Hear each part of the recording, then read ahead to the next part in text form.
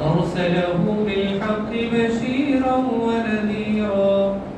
أما بعد فإن خير الحديث كتاب الله، وخير الهدي هدي محمد صلى الله عليه وسلم، وشر الأمور محدثاتها، وكل محدثة بدعة، وكل بدعة ضلالة، وكل ضلالة في النار. أعوذ بالله من الشيطان الرجيم. بسم الله الرحمن الرحيم. ولقد خلقنا الإنسان ونعلم ما توسوس به نفسه، ونحن أقرب إليه من حبل الوريد.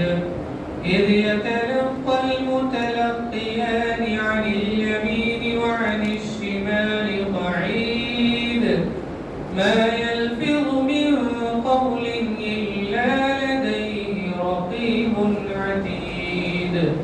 وجاءت سكرة الموت بالحق، ذلك ما كنت منه تحيد.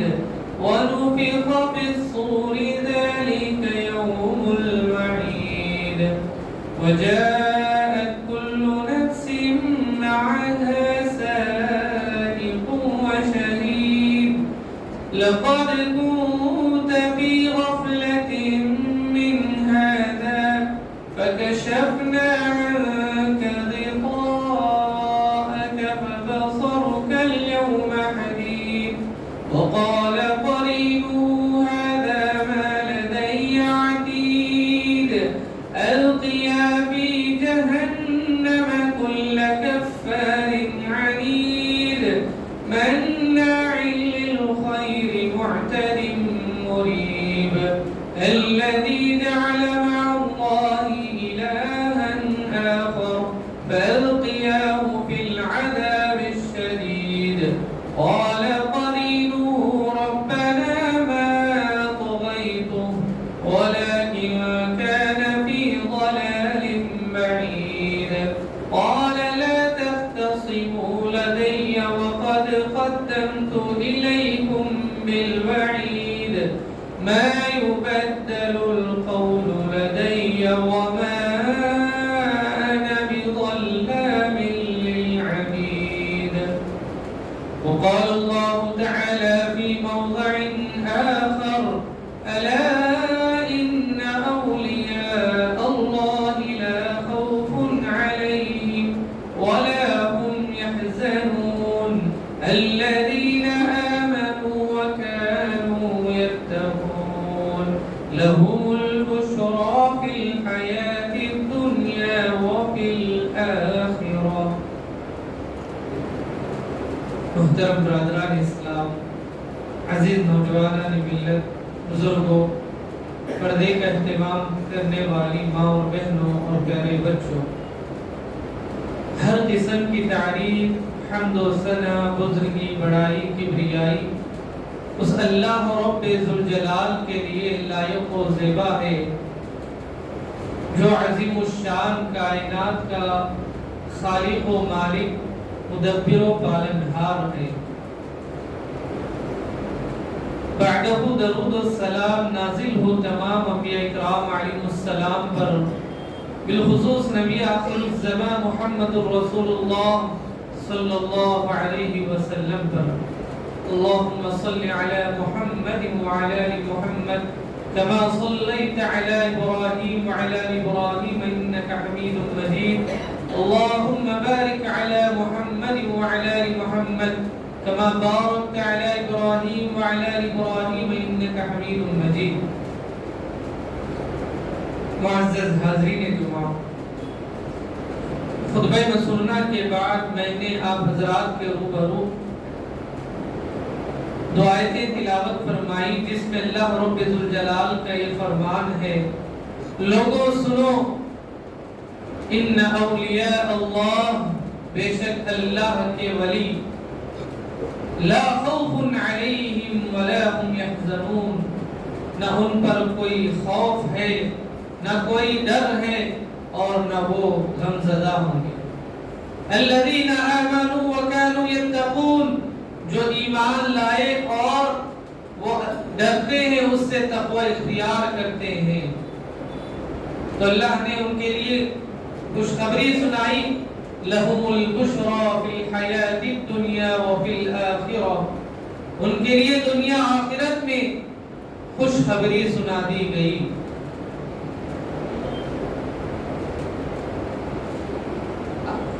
ہم اور آپ ربیع الثانی کے مہینے سے گزر رہے ہیں۔ یہ اسلامی مہینوں میں چوتھا مہینہ آتا ہے۔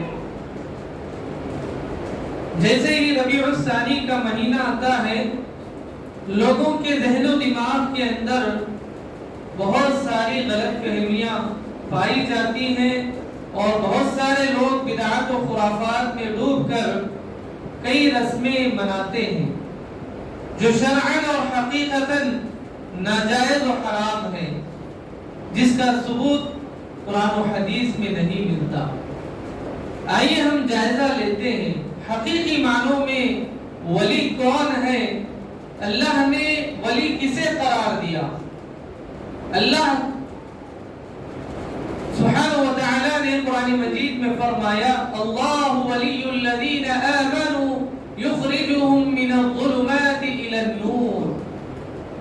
اللہ کے ولی، اللہ کے دوست وہ ہیں جو لوگوں کو خرافات سے، گمراہیوں سے نکالتے ہیں، تاریکیوں سے نکالتے ہیں، اور رہنمائی کرتے ہیں سیدھے راستے کی، روشنی کی طرف انہیں لے کر چلتے ہیں۔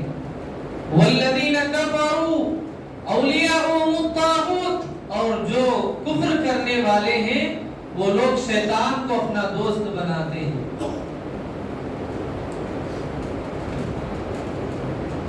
اللہ سبحانہ و تعالی نے ایک اور مقام پر یہ بھی فرمایا، ان الذین قالوا ربنا اللہ ثم استقاموا تتنزل علیہم الملائکہ، بے شک جن لوگوں نے کہا کہ ہمارا پروردگار اللہ سبحانہ و تعالی ہے، ثم استقاموا، پھر اس پر جم گئے، ڈٹ گئے، اسی پر استقامت اختیار کیے، تو ایسے لوگوں کی طرف اللہ کی جانب سے فرشتے نازل ہوتے ہوئے کہتے ہیں، اللہ تخافوا، تم ڈرو نہیں، ولا تحزنوا، اور غمزدہ نہ ہونا، وابشروا بالجنۃ التي كنتم توعدون، اور انہیں جنت کی خوشخبری سنائی جاتی ہے۔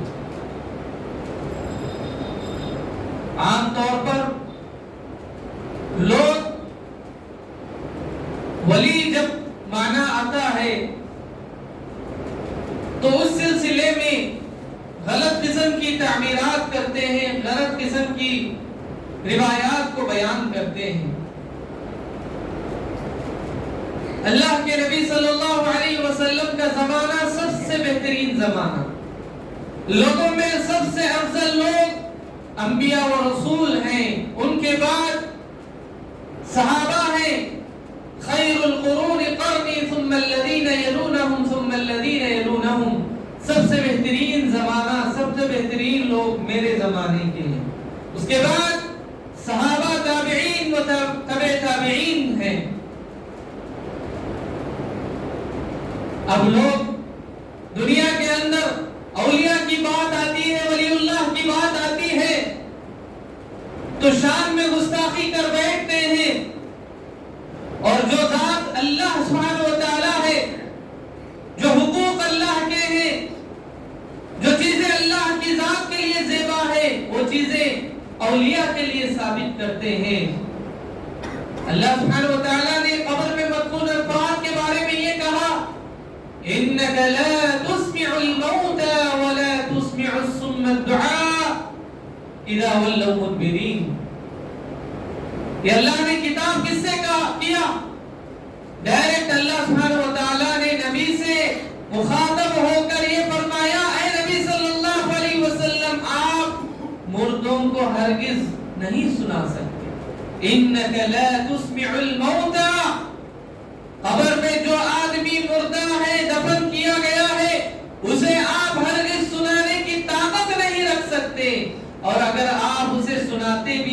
کے اندر سننے کی طاقت بھی نہیں ہے. وَلَا تُسْمِعُ الصُّمَّ الدُّعَاءَ إِذَا وَلَّوْا مُدْبِرِينَ.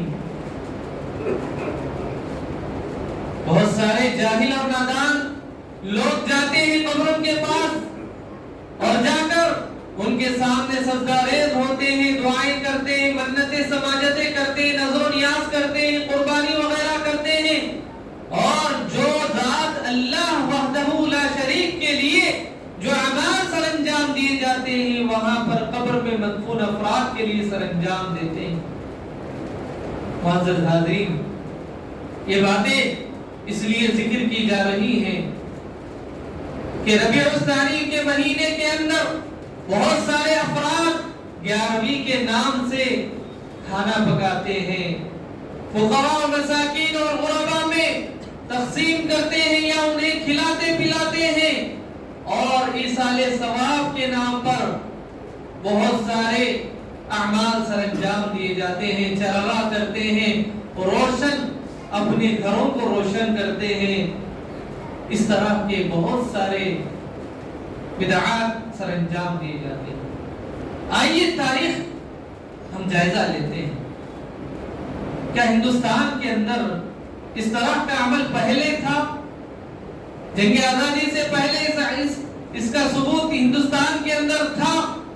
یہ عمل کب سے شروع ہوا؟ جب اس کی تاریخ کا مطالعہ ہم کرتے ہیں، پڑھتے ہیں، تو علامہ عبد القادر جیلانی رحمۃ اللہ علیہ ان کی وفات کے دن کو لے کر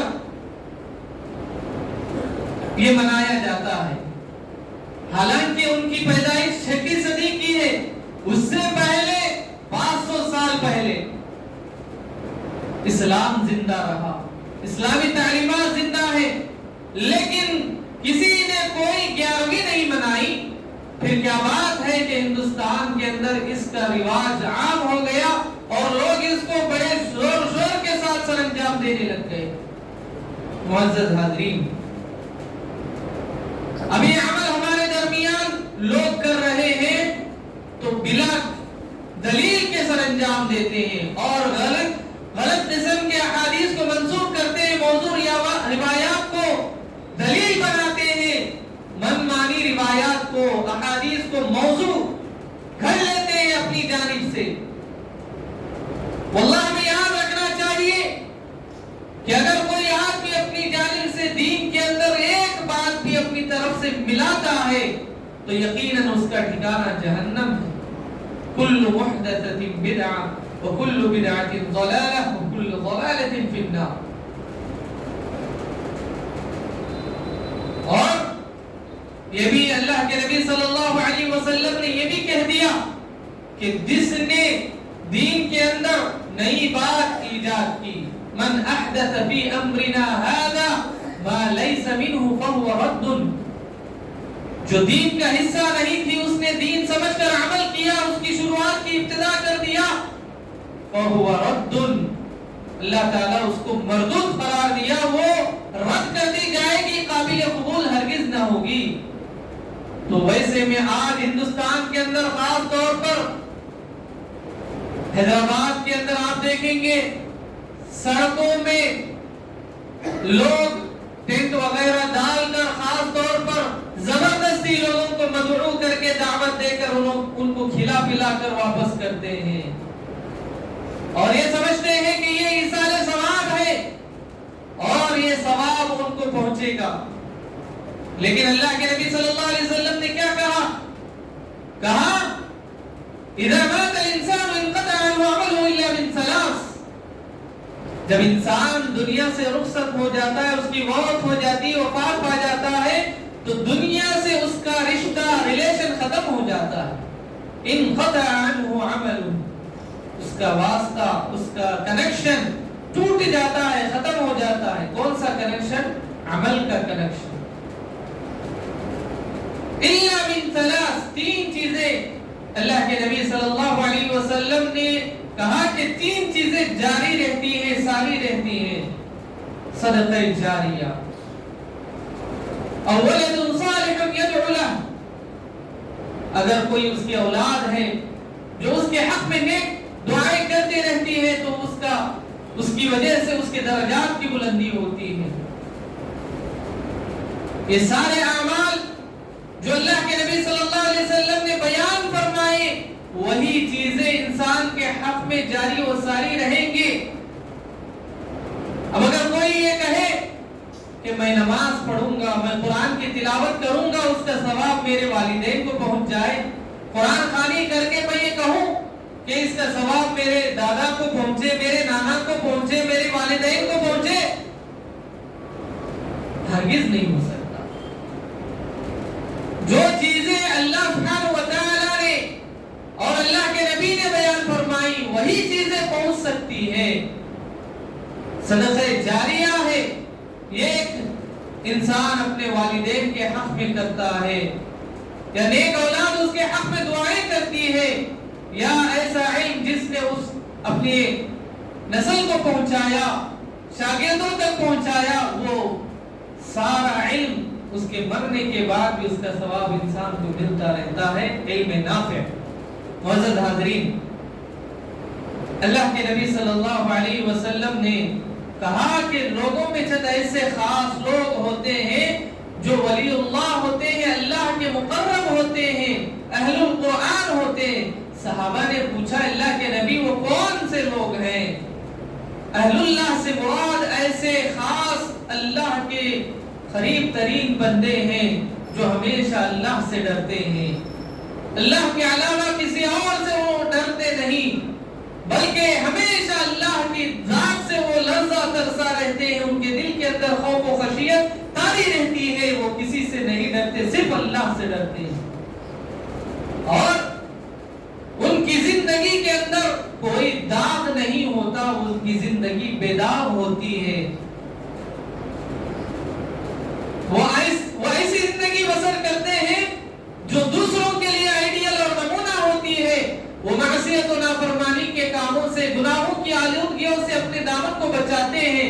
ایسے لوگ اللہ کے ولی ہیں. چند ایسے نوجوان ہیں جو ہمیشہ اپنے آپ کو اللہ سے ڈرتے ہوئے گناہوں کی آلودگیوں سے بچاتے ہیں. آج کے دور میں اگر کوئی نوجوان علم حاصل کرتا ہے، اسکول کالجز میں پڑھتا ہے، ہر طرف فتنے ہیں، آزمائش ہے، لڑکیوں کا فتنہ ہے، عورتوں کا فتنہ ہے، ایسے زمانے کے اندر وہ اپنے آپ کو گناہوں کی آلودگیوں سے بچاتے ہوئے زندگی گزارتا ہے تو یقین مانیے ایسا نوجوان وہ اللہ کا ولی ہے.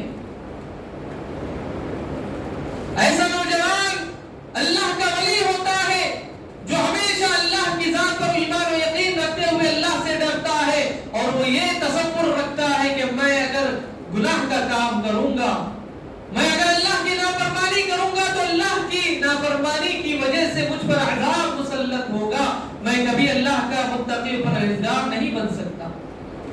معزز حاضرین،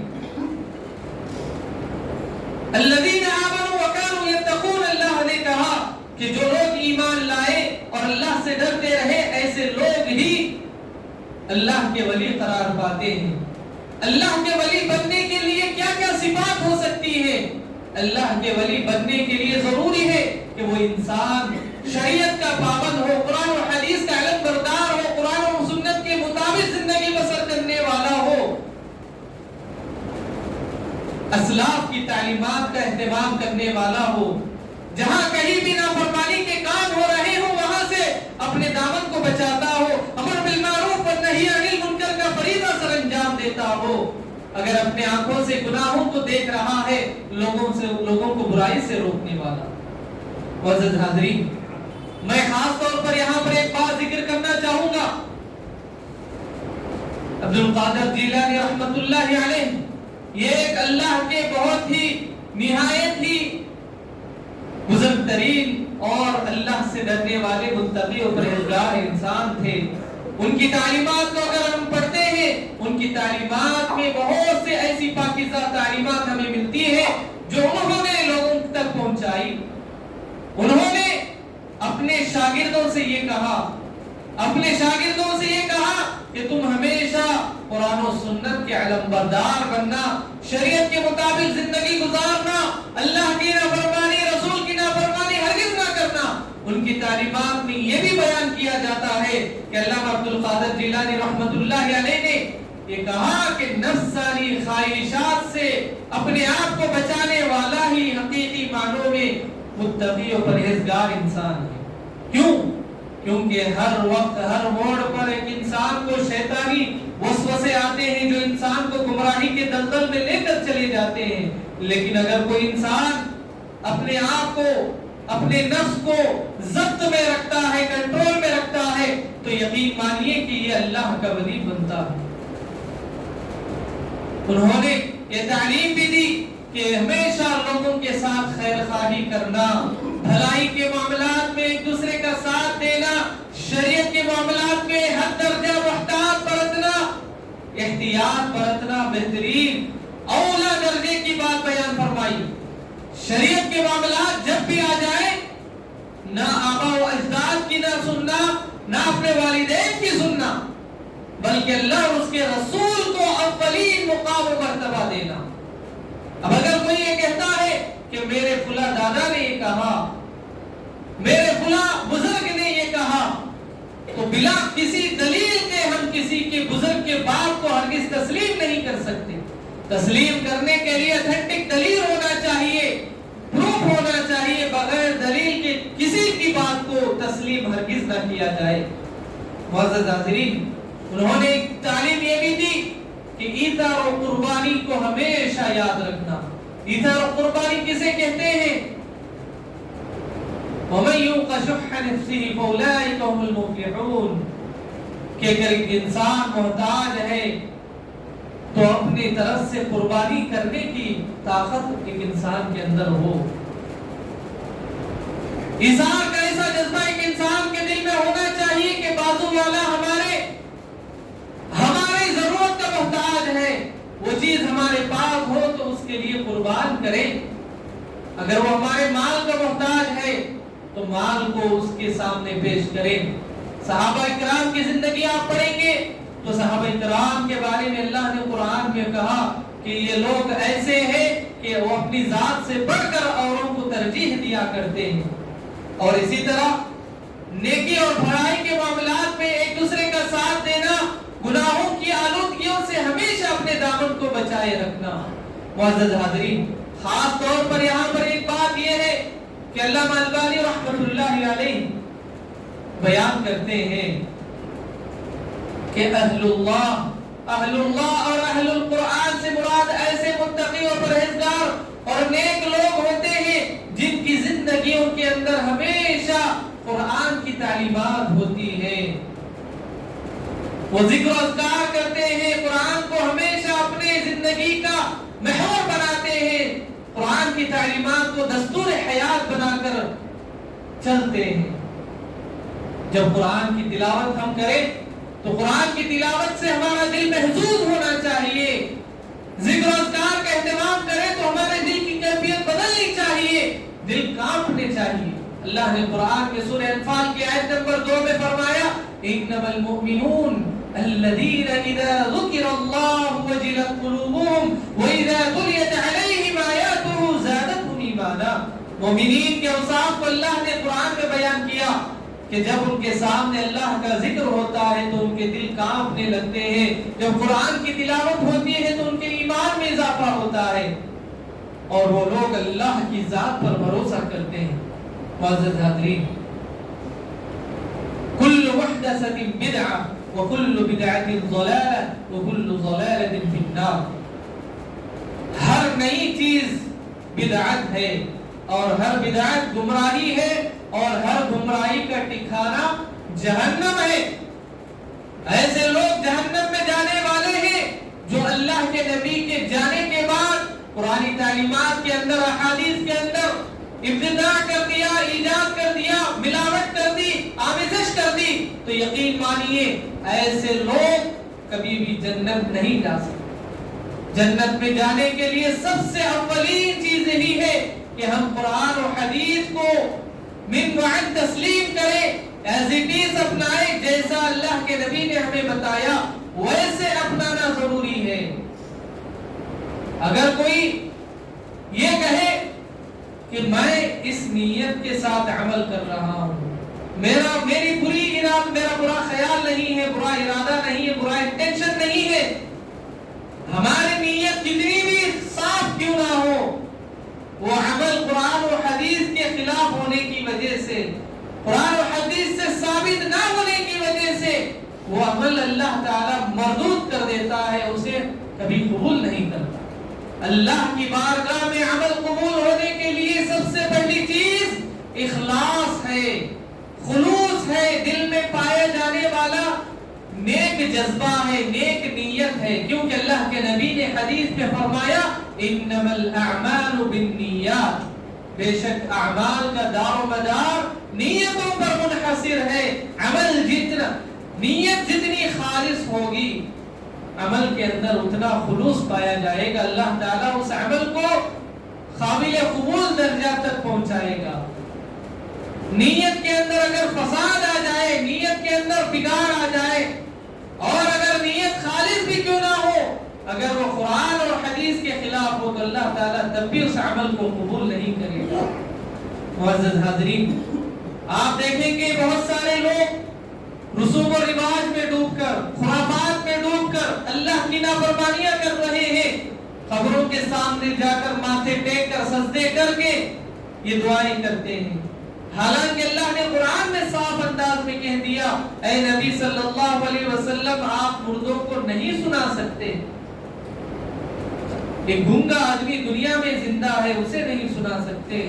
قبر میں جانے کے بعد ایک انسان کے جسم سے روح نکل جاتی ہے تو اس انسان کے اندر کیا طاقت ہوتی ہے، لوگ کیسا عقیدہ رکھتے ہیں. اور یہ بھی بات یاد رکھیے، ایک کامن سینس والی بھی بات ہوتی ہے. اللہ کے ولیوں کے بارے میں ہمارا ایسا عقیدہ ہے، جو صحابہ ہے، تابعین ہے، تبع تابعین ہے، انبیاء اکرام ہے. آپ مدینہ میں جائیے، مدینے کے اندر جنت البقیع کے قبرستان کے اندر آپ دیکھیے صحابہ کی قبریں کیسی ہے، بالکل پلین ہے.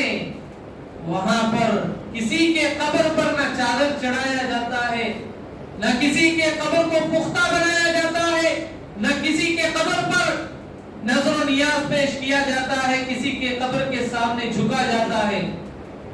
حتیٰ کہ اللہ کے نبی کے قبر بھی وہاں پر موجود ہے.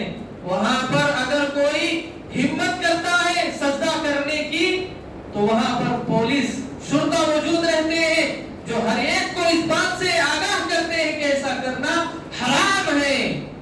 اگر یہ جائز ہوتا ہندوستان کے اندر ایسی گمراہی ہے، ایسے خرافات، ایسے بدعات ہے، اگر یہ جائز ہوتا تو سب سے زیادہ محتاج وہ ہوتے. آج وہاں پر پاکیزہ ہے اس قدر. عرب ممالک کے اندر آپ دیکھیے کہ شرک و بدعت نہیں پایا جاتا. پھر کیا بات ہے کہ ہندوستان کے اندر لوگ اس قدر مر جاتے ہیں، اس قدر دم توڑتے ہیں، ان کے سامنے جا کر جھکتے ہیں. معزز حاضرین، اللہ کے پاس جواب دہی ہونی ہے، اللہ کے پاس ہمارے ہر عمل کا جواب دینا ہے.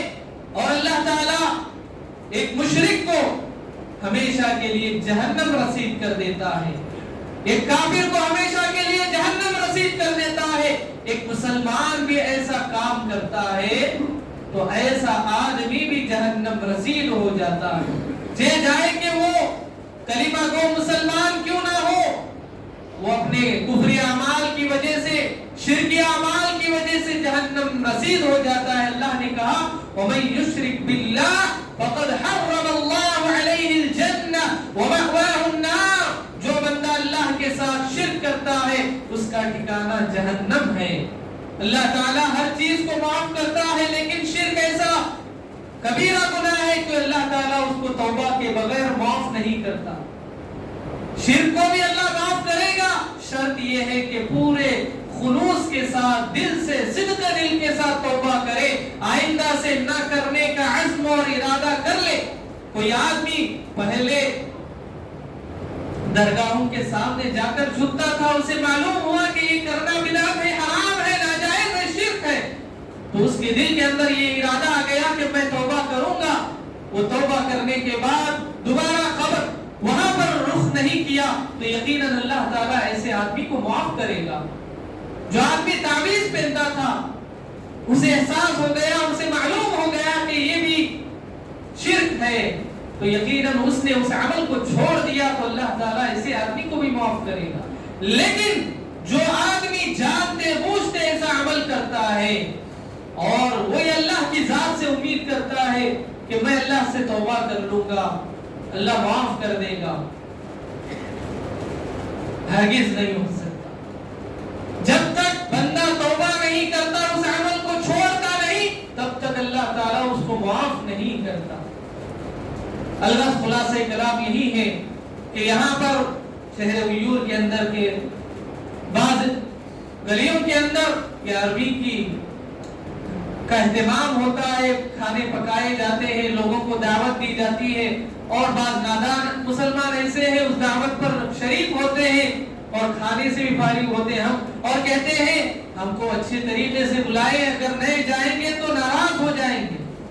محترم بھائیو, اگر کوئی برائی نہ کرے, برائی کی دعوت کو قبول کرنا بھی ایک طرح سے بڑا جرم ہے, اس کی ساتھ داری دینا بھی جرم ہے. اگر آدمی چوری نہ کرے, چور کا ساتھ دے, یہ بھی جرم ہے, یہ بھی گناہ ہے, وہ بھی سزا میں برابر شریک ہوگا. تو اسی لیے چاہیے کہ ہم جو بھی عمل کرے قرآن اور سنت کے مطابق عمل کرے, ایسے اعمال سے ہمیشہ اپنے دامن کو بچائے رکھے جو قرآن اور سنت کے خلاف ہو. اللہ تعالی سے دعا کرتے ہیں کہ اللہ تعالی ہم تمام کو ہمیشہ قرآن و سنت کے مطابق عمل کرنے کی توفیق عطا فرمائے.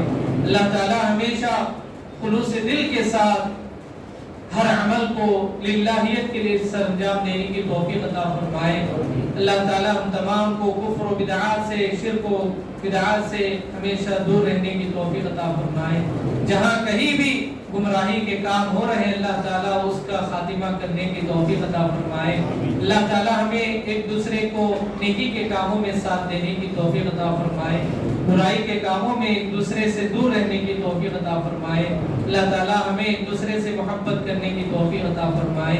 اللہ تعالیٰ بیماروں کو بیماری سے نجات عطا فرمائے, قرض داروں کو قرضوں سے نجات عطا فرمائے, قبر والوں کو قبر کے نور سے منور فرمائے. اللہ آخرت کے مراحل سب کے لیے آسان فرمائے. اللہ تعالیٰ ہمارے والدین پر, آل و اولاد پر رحم و کرم کا معاملہ فرمائے.